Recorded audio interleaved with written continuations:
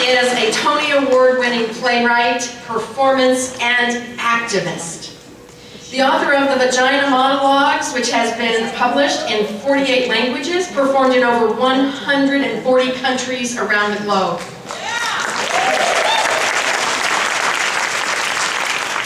Eve's newest work, I Am an Emotional Creature, The Secret Life of Girls Around the World, was published in book form by Random House and made the New York Times bestseller list. And the book was recently workshopped in Johannesburg, South Africa, followed by Paris. Will open at Berkeley at the Berkeley Rep in June this month, and is moving toward an off-Broadway production. We all know Eve as the founder of V-Day, the global activist movement to end violence against women and girls, which has raised over $85 million toward that effort since she started.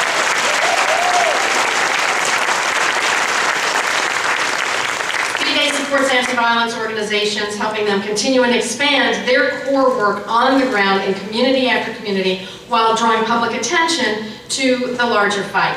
But I think that most recently, if you've been on YouTube recently, you surely have seen Eve in one of the most fabulous, I think it was Shelby Knox who sent out a tweet that said, "Best response ever," to the Michigan legislature censuring one of their own for uttering the word vagina. And that was when Eve went to Michigan to stand on the Capitol steps and claim the word vagina for all women and all girls. I give you Eve Ensler. Hi everyone!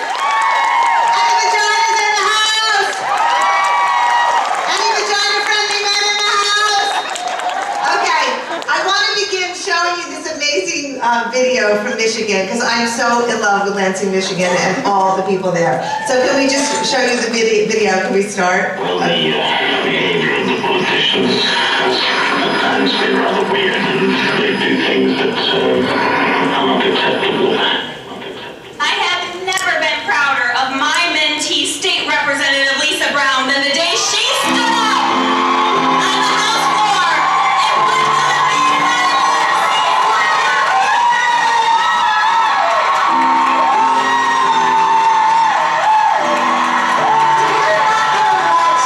legislators turn the clock back to the 60s, where women didn't have a right and weren't sure that they were going to have access to safe health care. There's one thing they don't want us to do in November, and that's vote!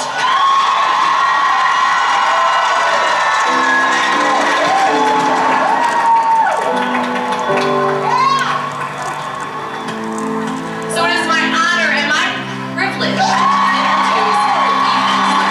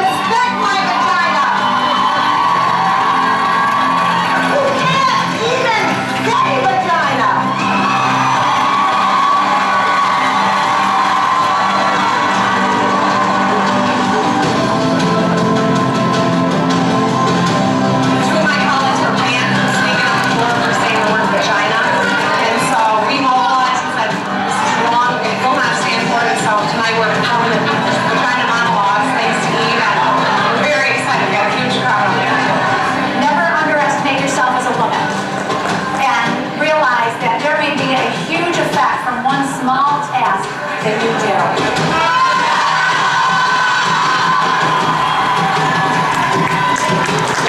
Vaginas in Michigan!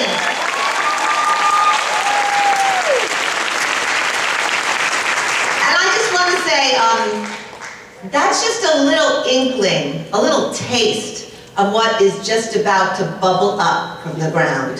That is just a little taste. I just felt it in Michigan. I saw where we're going. I saw the power of women. I saw how quickly, that happened in 48 hours. 5,000 women showed up in Michigan, and because everybody got together and was united and was with each other, every group, every woman, every man just went together, we're doing it, and that's what's possible. I am so honored to be here today at Now. I have so much respect for Now, and I have for so many years.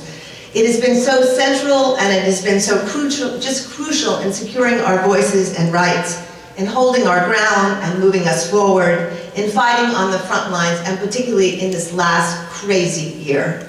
I want to particularly honor my friend Kim Gandy for her incredible work before Terry O'Neill. I just want to take a moment and a shout out for her and her incredible legacy at Now. Thank you, Kim, for your great work.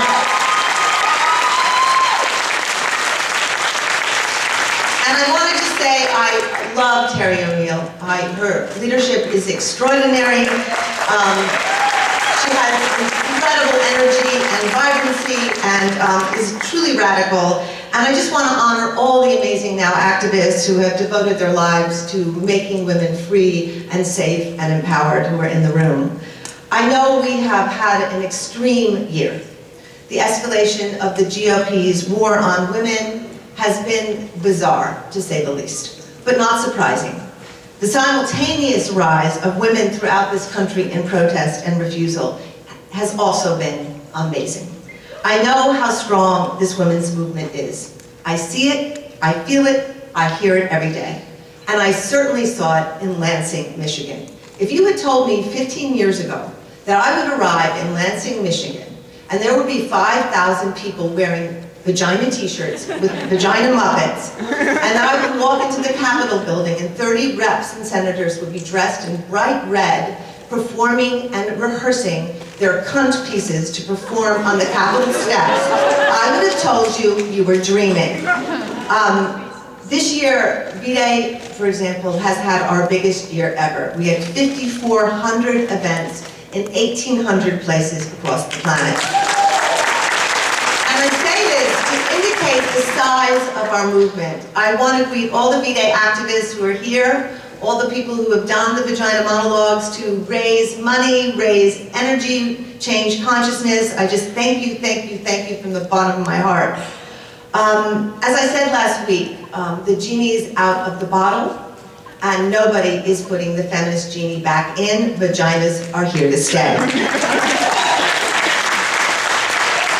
I want to also just talk a little bit about our victories, because I know the GOP has made it seem as if this war on women is the whole story, but actually, I don't think it's the whole story.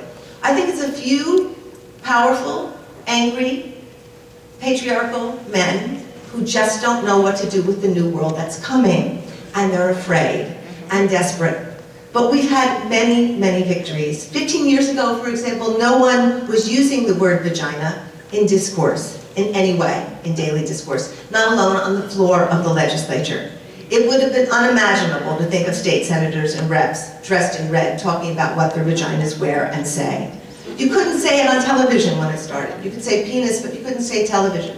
You couldn't say vagina. On CNN, for example, they managed to do a piece on the vagina monologues, a 10-minute piece, and never use the word, which was actually an incredible act of craftsmanship. 15 years ago, we didn't have such a strong and powerful coalition of women's groups that could mobilize in 48 hours and bring 5,000 women to the Capitol in Lansing. 15 years ago, brave and articulate Sandra Gluck, who was extraordinary, might have been attacked and slandered, but I can't imagine that the mobilization around her defense would have been as massive or immediate. 15 years ago, no one would have broken silence around sexual abuse, and most certainly, Bishop Lynn would not have been convicted, as he was,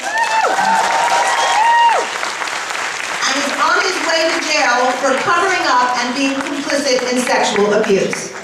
DSK never would have been dragged off an airplane. There are lots and lots of victories.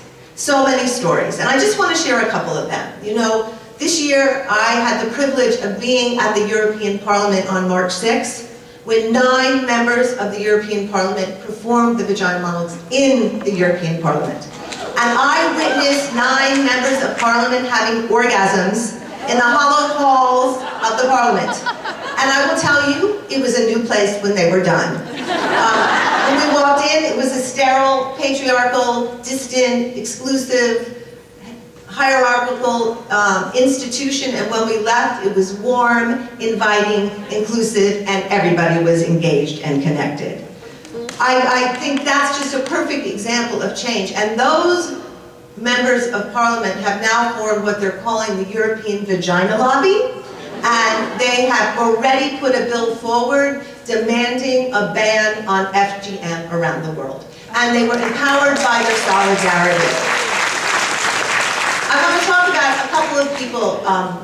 One person I want to talk about is a woman named Agnes Pareo, and I may have talked to you all at some point about her before, but I think our stories are ongoing tales and ongoing legacies of change and empowerment. When I met Agnes, it was over 11 years ago. I met her in a little town called Narok outside of Nairobi in Kenya. Agnes had been a woman who had been cut when she was a girl, female, genitally mutilated, and had made a decision that she didn't want this to happen to other girls. So for years, she had walked through the Rift Valley, and the Rift Valley is vast and wide and dusty and difficult, and she had a box, and it had inside an anatomical version of a woman's, essentially her vagina or her lower torso, and she walked through the Maasai villages because the Maasai are essentially nomadic, so she would have to find them and catch up with them. And she would teach them what a healthy vagina looked like, and what a cut vagina looked like, and how they could change the practice. And in the time that she walked, she developed an alternative ritual where girls came of age, they danced, they sang, they did theater, and they didn't get cut, and they didn't get sold into marriage, and they were allowed to go to school. And when I met her, I fell in love with Agnes. And the way V-Day gives money is that we fall in love with women and we support them. It's very simple. And when I met her, I asked her what we could do for her, and she said, well, Eve, if you got me a Jeep, I could get around a lot faster. So in the first year, we got her a Jeep, and she reached 4,500 girls. Then we decided, okay, what else can we do for you, Agnes? And she said, well, Eve, there is a law in Kenya outlawing female genital mutilation. If you got me money, we could build a house, and girls could run away, and they'd have a safe place to go, and they wouldn't be cut, and they could go to school. So we gave her money, and 10 years ago, she opened the first safe house in Kenya to stop girls from being cut. When she opened that house, she was slandered, she was attacked, she was called all the names that anyone like Sandra Fluke or anybody gets called when they stand up and speak truth to power. She was told she was destroying tradition, she was told she was hysterical, she told she was ruining the ways of the Maasai, but Agnes, being Agnes, a vagina warrior, pursued and followed through.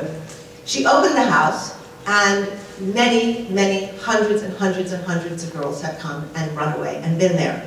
Not only that, she has created an alternative ritual which has impacted the entire community. I would say 6 years ago, 7 years ago, she was then elected deputy mayor because she had become the most powerful woman in Iraq. She was then able to open a second house and then open the only school in Iraq for girls who are now going to school. I want to tell you the great news that she is now running for parliament in Kenya. And she's one of the most powerful speakers because everything about Agnes comes from her indigenous grassroots connection to her own suffering and the suffering of her own women and people. To me, it's a perfect example of progress. I want to talk about one other woman, and I just want to bring Congo into the room because I spend so much time there, and because I believe the struggle in Congo and what's going on to the women in Congo is truly the worst situation in the world today. I've spent much time in a lot of rape zones in the world and rape mines of the world, from Afghanistan to Haiti to Bosnia to Kosovo to Pakistan, and I have to tell you, I have seen nothing that parallels what's going on in the Congo. When I went there 7 years ago and I was first introduced to the situation and I saw the systematic and complete desecration of the women of Eastern Congo. I really understood what femicide was for the first time, the really intentional desire and systematic means by which people destroy women by rape, by raping them with objects and things and burning them, and mass rape and gang rape. And I think when I went there 7 years ago, to be perfectly honest, something was shattered in me. If I was radical before that moment, I was fully radicalized. I really understood what it looks like when sexism and racism and colonialism and capitalism all merge in a fiery cauldron, and where women's bodies are essentially the landscape on which all that is fought and all that and destroyed. And right now in the Congo, in the last 12 years, over 6 million people have died. 500,000 women have been raped and destroyed, and still the world has not just risen to this occasion, done what is needed to be done, had an appropriate response to that kind of atrocity. But I will say, what I began to discover in the Congo, as well as atrocities, as well as 2-year-old girls being raped to death, and 80-year-old women, and people's insides being so torn apart that they literally have holes inside them where they're peeing, and their poop comes out and they can't contain it. And I'm talking about hundreds and thousands of women. What I also discovered was the spirit and the vitality and the grace and the generosity of the Congolese women. And that spirit really brought me to the Congo, and really brought BDA to Congo to see how we could best serve, and I mean serve. And for 6 years we have been there, hopefully at the backs of the Congolese women, doing what they want, what they direct, what they determine, because they know better than anyone what they need. And I'm really proud to say that over 6 years they have developed the most amazing campaign called Stop Raping Our Greatest Resource, Power to the Women and Girls of the DRC. And 2 years ago we were able to open the most extraordinary village called City of Joy, which is essentially a village where women who have suffered enormous gender violence turn their pain to power. And they do that through healing, and they do that through literacy, and they do that through training. We just opened a huge center. Google provided an incredible computer center that they opened. They learn English, they learn agriculture, they learn self-defense. They are becoming the next leaders of the DRC. But I want to tell one story of a woman named Jeanne, because she's my inspiration, and I get up every day because of her. When I met Jeanne, she was at Pansy Hospital, which is a linking hospital to City of Joy, and Pansy Foundation owns City of Joy. And she had been raped terribly when she was there, and she had been there for quite some time, months and months, being repaired. When she was finally sent home, she was sent back to her village. And for those of you who don't know what the war is there. It's a war being fought over minerals. Coltan, which for example goes into our cell phones and PlayStations and computers, gets taken out of the ground by militias. The militias go into villages. They go into people's homes, they rape their children, they get fathers to rape their daughters and sons to rape their mothers. They desecrate the family structure, the family flees, and they take over the towns and the mines. So Jeanne had already been through, lived in a village where that had happened, and when she was repaired, she went home. And when she went home, she got re-raped. And she was tied to a tree for 2 months, and she was raped every single day by groups of soldiers. When she came back to Pansy Hospital, her body was destroyed. And I mean destroyed. And she has had since then, I think, 9 operations, and it has still not been able to repair her. I wish I could tell you this was an abnormal story and an unusual story in the Congo, but it's not. And when I first met Jeanne, we asked Jeanne what she wanted, and she was the first person who said, we want a place that's ours where we can be trained, and we can be safe, and we can be leaders, because we need to take our destinies into our own hands. So Jeanne was in the first group of graduates who graduated from City of Joy in January. And I want to tell you, she is now the fiercest, most beautiful, most compassionate, most outrageous leader I have met on the planet. When I heard her speak at graduation, she spoke directly to the governor who was sitting in front of her, and blew his mind so badly that he literally called the next day to say that he never knew, he was crying, he never knew the Congolese people had such value until that day. She's now changed her name to Jane. She left Jeanne at the hospital, and she's working at City of Joy as a leader and a director. And to me, she epitomizes the spirit of women around the world who have been battered, who have been raped, who have been undone, who have been criticized, who have been neglected, who have been made to feel like they are no one, their ability to rise up and return and redirect the world in an entirely different direction. We've made incredible victories, but we haven't yet ended or deconstructed patriarchy. That's why we remain constantly at risk of our victories being reversed. We've not yet been freed and freed ourselves from the social system in which the male acts as the primary authority figure, determining social organization, and where the father maintains authority over women and children. It's that simple. Essentially, we still live in a world where men rule and have privilege and women are less and subordinated. And of course, violence, coercion, intimidation, terror are the tactics and methodology that can keep this privilege and authority in place. I think in some ways, because we have moved so much further ahead, and it's so clear we're about to have the big breakthrough where the paradigm shifts, I think it is why the GOP is having such a huge resistance. And I think it's like the last breath of the patriarchal dragon, you know, but remember, last breaths are dangerous because they're so desperate. When we began B-Day 15 years ago, our mission was to end violence, to stop it. We planned to go out of business. I would say every year to my small team, may this be your last year. This hasn't happened. In fact, 1 out of 3 women on the planet will be beaten or raped in their lifetime. And by the way, I did the math, and that's 1 billion women plus.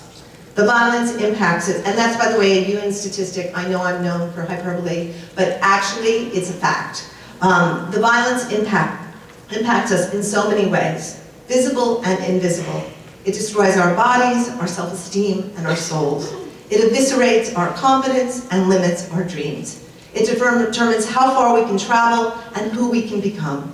So now we must go further, and we must go the distance. We must unravel patriarchy and domination and violence once and for all. We must escalate the stakes, push the edge, and we must misbehave. I can't say that strongly enough.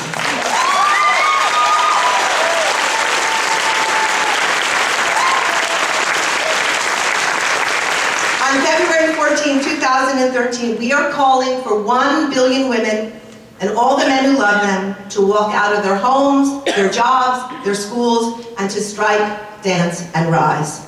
This will be the largest global action for the rights and safety and empowerment of women ever on the planet. It is 8 months from now. When I say we, I mean we. I'm very proud to say that NOW is already a partner and in solidarity with this action, as well as thousands and thousands of groups who have already signed up.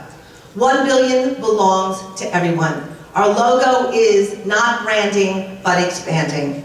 Already, women are organizing everywhere. The Indian women in the mountains of Himachal Pradesh this week sent us the most gorgeous chants that you can see online, where women are already chanting in the mountains, 1 billion rising in Hindi and writing songs of protest. The Aboriginal women in Stadia have already organized a stadium in Queensland, Australia, and they are beginning with Whitney Houston, I'm Every Woman. The working Filipino women are in the streets of Manila, and all the major unions have already signed on. The Congolese women are there in the forest and villages, women in Egypt, Peru, Great Britain, Bosnia, and throughout the continent of Africa. Women are dancing on stilts, to drums, hula dancers in Hawaii, migrant women, Native American women, union women, comfort women, teachers, women taking over parliaments, women and men dancing on beaches, in town squares. Women are rising in every state of this country, in churches. I'm really proud to say that Grace Cathedral has signed on, the Cathedral of St. John the Divine has signed on, the Boston Symphony has signed on. We are going wide. We have to get 1 billion people, which means 1 billion people. I'm really happy to say that a wonderful recording artist named Tina Clark has written a fantastic song, which many well-known recording artists are going to record in September, and that will go viral. We are working on inviting every major artist in the world to do visuals, which will go out everywhere, and we are getting videos in every language. Women are organizing their locations, their songs, and their dance posses. Already 143 countries have signed on. So you might ask, why rising and why now? I think you know. We are rising because the time has come.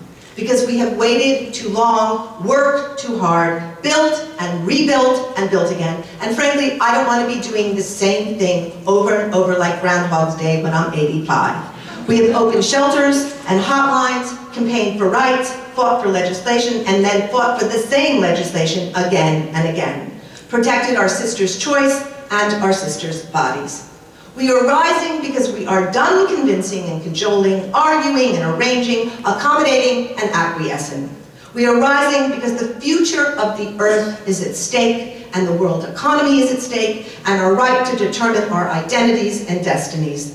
The future of the body of the earth and the bodies of women are one and the same. We are rising for and with the Native and Indigenous women who have suffered multiple violations of culture, of land, and bodies. We are rising because we refuse to be pushed back to the dark ages where women had no control over their uteruses, vaginas, desires, sexuality, reproduction, or health. We are rising because we are over a tiny, particular group of powerful men who are unable even to say the word vagina, having the chutzpah to attempt to regulate and determine our vaginas. We are rising because we are over trans-vaginal wands and personhood amendments and being censored and spanked for mentioning our own body parts.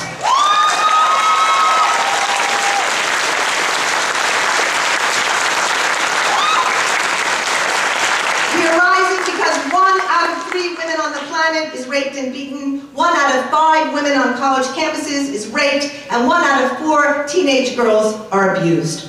We are rising because we are over girls being trafficked and sold and reduced and objectified. We are rising because we are sick and tired of women being on the front lines of every revolution from Tahrir Square and being pushed to the back at the moment of victory, marginalized and disappeared. We are rising to stop the war on women in America, Congo, Sudan, Haiti, Egypt, Guatemala, name a place. We are rising to tell religious leaders, and I mean this to religious leaders, and governments, that the time has come to direct their energy to feeding, healing, housing the people, rather than obsessing about our vaginas.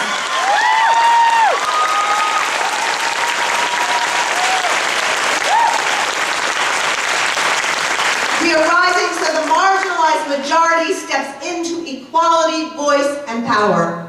We are rising because we are over the over-regulation of women's health clinics and women's bodies and vaginas, when those same over-regulators do nothing to protect those same women when they get pregnant, when they get raped, unemployed, or sick, and need moral and financial support.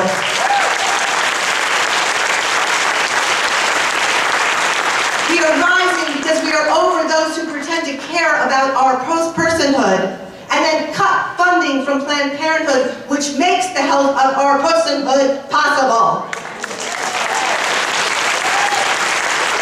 We are over and rising because we are over brilliant, passionate remarks by women being called tantrums, and outspoken women being called crazy, slut, inappropriate, and lacking decorum simply because they disagree.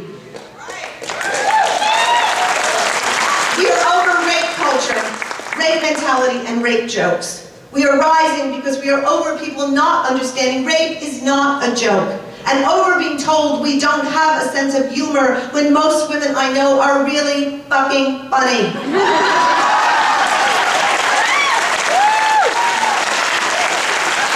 We just don't think an undivided penis up our anus or vagina is a laugh riot. We are rising because we are over 1 woman out of 3 in the U.S. military who defend this country getting raped by their so-called comrades. We are rising so women can stop being silent about rape because they are made to believe it's their fault, or they did something to make it happen, or it's really not that bad. We are rising for the Violence Against Women Act to finally pass and be done once and for all. The destruction and muting and determining of women is the destruction of life itself. No women, no life. Duh. We are rising because we are over some powerful men pretending this deep love of fetuses or babies and life, when really it's a guise for their terror of our sexuality and power. If you cared so much about life, you would never, ever considering letting a woman die rather than performing an abortion. You would ask the life givers, the women themselves,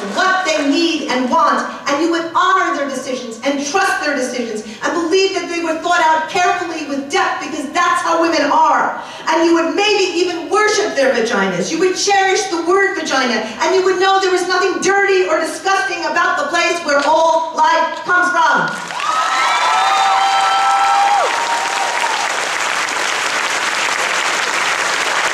We are rising because we are over people talking about the weight of our bodies rather than responding to the weight of our ideas.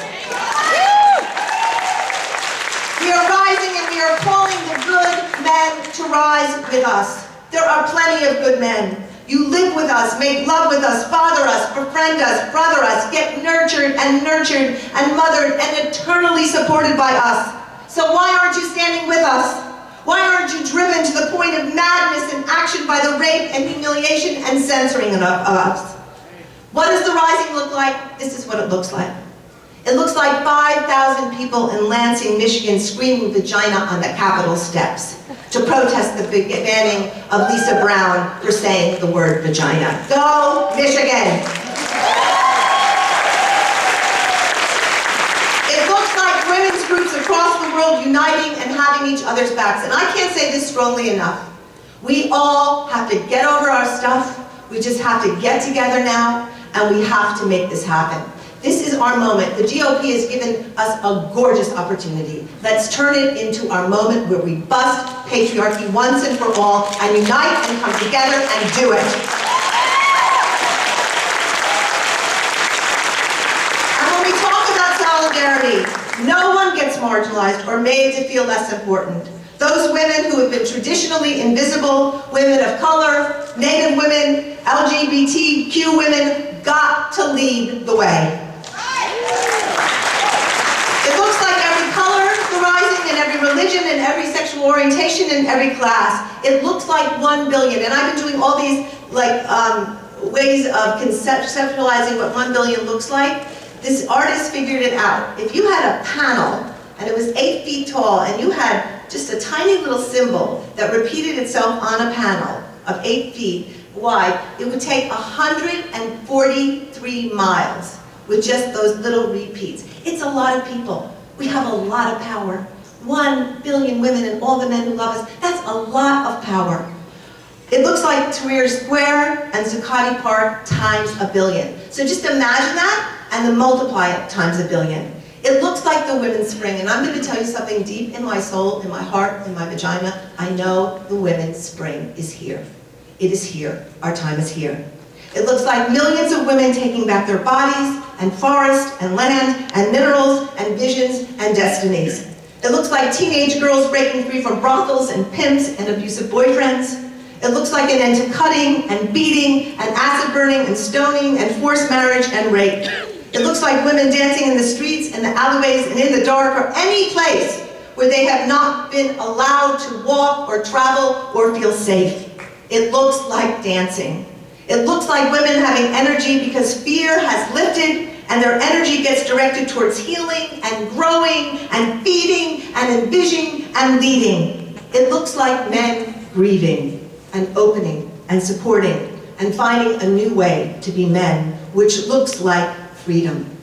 It looks like an end to shame. And a yes, it looks like a big yes to touch and skin, and kissing, and sweating. It looks like leaves shimmering in the sun and wind. It looks like waves rising. It looks like we've all been waiting for most of our lives. It looks like radical love. You will hear it in the drums, in the 2 billion feet stomping, in the bodies spinning and writhing and whirling, a quake that breaks the heart of the world open, that shakes the Richter scale and lands us in rightness. This is the moment. This is where it all turns around. This is where we talk back, speak back. This is where we dance and dance and dance and do not stop dancing. This is where we rise up. This is where we celebrate every brave woman who has stood up before us. We stand up now because of her. This is the moment where we multiply her efforts and our efforts. It's the billion effect. 1 woman reaching 10, reaching 100, reaching 100,000, and so on and on. This is where we go the distance and stop apologizing and asking permission. We don't do this for us. We don't do this for power. We do it for life, for our children, for the future. This is the moment we dance, and I mean dance. We take up space, we spread our wings. This is the moment of our rising. It begins here and now. Each day until February 14th is part of the rising. Each action must be bolder and more determined and more disruptive. Who can stop 1 billion of us? Who? This is the moment of our rising.